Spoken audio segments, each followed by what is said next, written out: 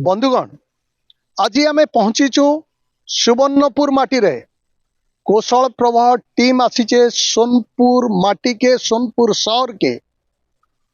आज आम जेने पहुंचीचु से जगह होचे रामेश्वर मंदिर पीठ और रामेश्वर मंदिर पीठ रहीचे इनर त्रिवेणी संगम रे। बंधुगण आपण माने जानी थिबे द्वितीय प्रयागराज बोल की कहा जायसी सुवर्णपुर शहर के। इथिर लगी जे इने तीनटा नदीर संगम स्थल देखवार मिली। गुटे आड़ू तेल नदी आसीचे आर गुटे आड़ू महानदी आसीचे आउ गुटे आड़ू कर्पूर नदी आसीचे। तीनटा नदीर मिश्रण स्थलर पीठरे रहीचे रामेश्वर मंदिर। रामचंद्र जहांकु आराधना करथिले जेन ईश्वर को आराधना करथिले से ईश्वरंकर मंदिर रहीचे सोनपुर शहर रे। आसुन आज जेन विशेषज्ञ जनक आमर संगे सामिल अछन से कहबे ई मंदिर रो महात्म्य, ई मंदिर केनु मूल हिचे, आज केन के आसिक पहुंचीचे आ भक्त और श्रद्धालु ई मंदिर उपरे केते दूर आस्था रखसन से सबु संपर्क रे आसुन आमे जने ऐतिह्य विशेषज्ञ को पचरामा बुझमा जानमा। आपन परिचय? सुदाम नायक, ऐतिहासिक एवं संस्कृति ऐतिह्य गवेषक। अच्छा, रामेश्वर मंदिर रो ऐतिह्य काना केनु मूल हितला आज केन अवस्था रे अछि, श्रद्धालु भक्त माने केते दूर विश्वास रखसन आस्था रखसन ई मंदिर उपरे काना कहबे? आपण तो कहि सारी छन जे राम शब्द सहित ईश्वर शब्दर संजोग रे रामेश्वर शब्दटा सृष्टि होइछे। तो रामचंद्र जेन ईश्वर को उपासना करुथिले से होचन रामेश्वर महादेव। तेबे हमर सोनपुर रे जेन अष्टशंभु पूजा पाउछन से अष्टशंभु भितरे अन्यतम होचन रामेश्वर महादेव। वर्तमान आमे जेन पीठस्थली रे उपस्थित रहीचु आर जेन मंदिर टाके देखुचु ई मंदिर बेसी पुराना नुहे से। इटा सोनपुर रे पहला करी 1635 ख्रीष्टाब्द रे चौहान वंशीय राजा मदन गोपाल सिंह राजूती करिथिले आर तांकर समय रे ई मंदिरटा निर्माण आरंभ होइतला। आमे जेन मंदिरटा देखुचु पछे टिके भग्न अवस्था के आसीथिला आर परवर्ती समय रे ई मंदिरटा के प्रताप रुद्र सिंह वीरमित्र सिंह संप्रसारित करिथिले। किंतु इतार बहुत आगरु समवंशी राजा माने जेन माने कि सोनपुर के राजधानी स्थापन करी 850 रु 1070 ख्रीष्टाब्द पर्यंत दीर्घ काल राजूती करथिले ई सोनपुर राजधानी रे। सेमानकर समय रे इतार मूल मंदिरटा निश्चित भाव रे तैयारी हितेला। कारण ई मंदिर भितरे द्वारबंद ने एपरी गुटे पथर लागिछे जेनटा कि अनंत साई विष्णु फलक। से फलकटा हुजे समवंशी मानकर कला स्थापत्यर निदर्शन।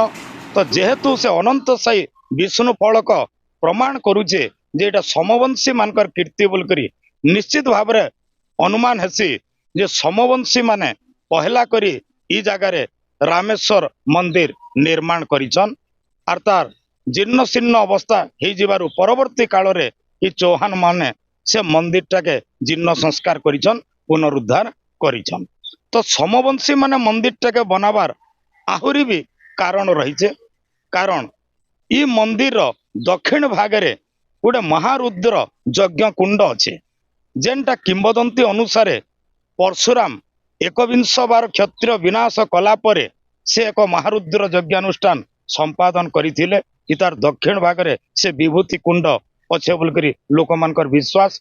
तो ई जेन परशुराम कथाटा आसुचे इटा तो किंबदंती इतिहास अनुसार आमे जदि देखमा तो समवंशी राजा धर्मरथ जे कि ई अंचल रे राजूती करुथिले जहांकर शासन काल होचे 960 रु 995 ख्रीष्टाब्द से निजकु द्वितीय परशुराम बोल करी अभिहित करिथिले।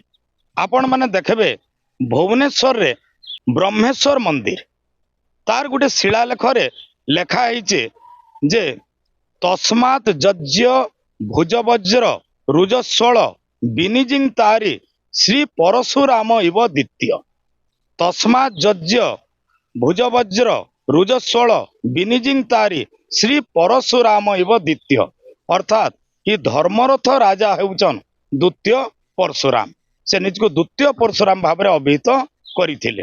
रामायण परशुराम कर मंदिर बा तांको स्थापित मंदिर बोलकरी जदि एटा किंवदंती रही इतिहास अनुसार से धर्मरथ जे कि निजको द्वितीय परशुराम बोली अभिहित करथिले तांकर द्वारा ये मूल मंदिरटा निर्माण हेइछे।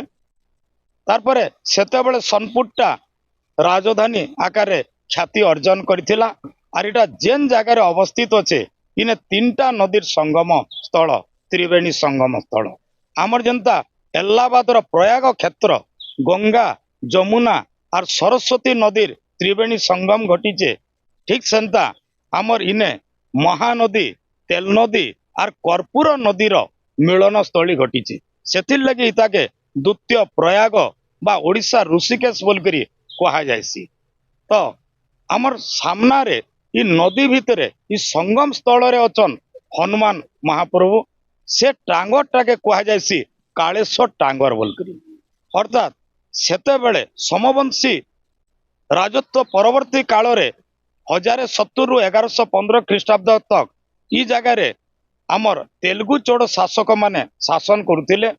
तो तेलुगु चोड़ शासन समय रे कालचक्रजान तंत्रजान कालचक्रजान इ जगह बेसी प्राधान्य लाभ करथिला तेणु से टांगर रे से माने साधना करुथबारु तंत्रजान से टांगर रो ना हला कालेश्वर टांगर आर इ जगह स्वर्गद्वार रहीचे मशाणी भूमि रहीचे लोकमानकर विश्वास जे इ जगह शवदाह कले सीधा स्वर्ग प्राप्ति हेसी एवं से साजुज्य मुक्ति पाइसी बोलकरी। तो पूर्वरु इ महाप्रभु को विश्वास करी भक्ति करी अनेक श्रद्धालु भक्त आसुचन निजर मानसिक पूरण करी आसुचन वर्तमान भी से परंपरा रही आसीचे। आज चतुर्दशी श्रावण कृष्ण पक्ष इ समय ने भी इने नाम कीर्तन भजन बलबम भक्त मानकर समागम चलीचे अभिष्ट पूरण करुथिबारु कि रामेश्वर महादेव सोनपुर अन्यतम इष्ट देवता भाव में परिगणित हो आसुचन। बंधुगण आपण मैंने शुणुले सोनपुर माटीर सोनपुर सहर रे रहिथिबार त्रिवेणी संगम रे रहिथिबार रामेश्वर मंदिर संपर्क रे आपण मानकु पुंखानुपुंख भाव रे बुझौतिले विशिष्ट ऐतिहासिक गवेषक सुदाम नायक कैमरा पर्सन देवेंद्र लेंकांकर संगे आनंद साहू कुशल प्रवाह।